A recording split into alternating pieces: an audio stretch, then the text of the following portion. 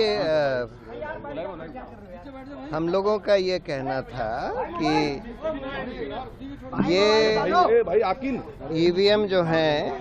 इनमें एक programmable memory होती है, क्योंकि सिंबल लोडिंग करी जाती है और इसलिए इनको मैनिपुलेट किया जा सकता है अगर आप कोई उसमें मैलिशियस प्रोग्राम डाल दें। और इस वजह से ये ज़रूरी है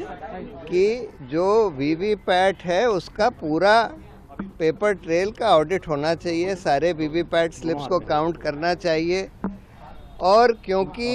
वीवीपैट में भी काला शीशा लगा दिया गया था, तो इस वजह से हम लोग ये कह रहे थे कि या तो उसका ट्रांसपेरेंट शीशा करिए और या नहीं तो उसको जो स्लिप जो प्रिंट होती है वोटर के हाथ में देकर और उसको उसमें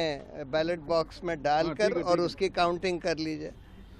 सुप्रीम कोर्ट ने ये सारी हमारी मांगें को ठुकरा दिया है और ये बोला है कि अच्छा, इलेक्शन कमीशन इसको एग्जामिन करे कि सारे बैलेट पेपर्स पर अगर हम वो डाल दें मार्क, उस पर मार्क डाल दें, जिसको बार कोड जिसको कहते हैं, बार कोड डाल दें, तो उसकी फिर मैकेनिकली मशीन से काउंटिंग हो सकती है कि नहीं, इसको एग्जामिन करें। और दूसरा उन्होंने ये बोला है कि सिंबल लोडिंग यूनिट जो होती है, जिससे symbol loading constituency by constituency करी जाती है, उसको कम से कम 45 दिन तक चुनाव सील करके रखा जाए और चुनाव के बाद कम से कम 45 दिन तक रखा जाए, जिससे कि अगर कोई इलेक्शन पिटिशन फाइल होती है, कोई उसकी कोर्ट मांग करता है, तो उसको देखा जा सके। तीसरी बात उन्होंने ये बोली है कि जो इसमें इलेक्शन कमीशन ने बोला कि नहीं, इसमें जो मेमोरी होती है वो तो चिप में बर्न्ट होती है,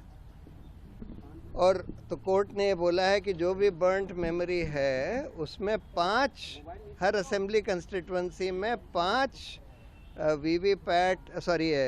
ईवीएम यूनिट्स की बर्न्ट मेमोरी को एग्जामिन करने का नंबर 2 या नंबर 3 कैंडिडेट दरखास्त दे सकता है और उसको फिर एक टेक्निकल टीम एग्जामिन करेगी, लेकिन उसका खर्चा उस कैंडिडेट को देना होगा जो उसकी मांग करता है। ये कह के उन्होंने ये सारी पिटिशन डिस्पोज ऑफ कर दी। प्रशांत सर, चूंकि अभी चुनाव चल रहे हैं और अभी 7 चरण का चुनाव है, इंग्लिश में हम बोल देते हैं। So today the Supreme Court delivered its judgment on EVM and VVPAT. Our demand was that because the EVMs have a programmable memory and therefore can be manipulated, so in order to avoid public apprehension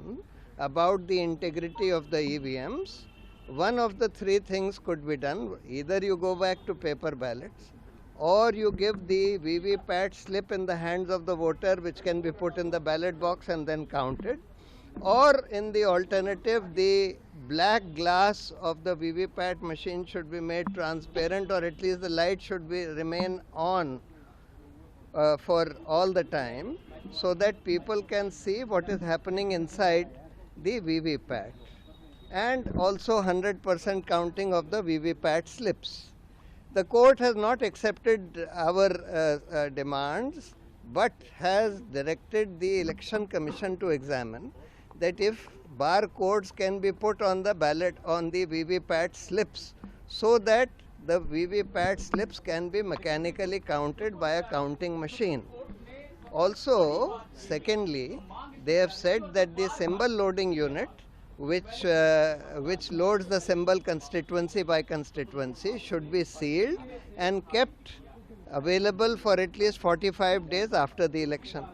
Thirdly, they have said that every candidate who comes second or third can make a demand for examining the burnt memory of the EVM, and a technical expert team of the Election Commission will have to examine that, but the cost of that will have to be paid by the candidate. With these directions, the court has disposed of these petitions. Clarification as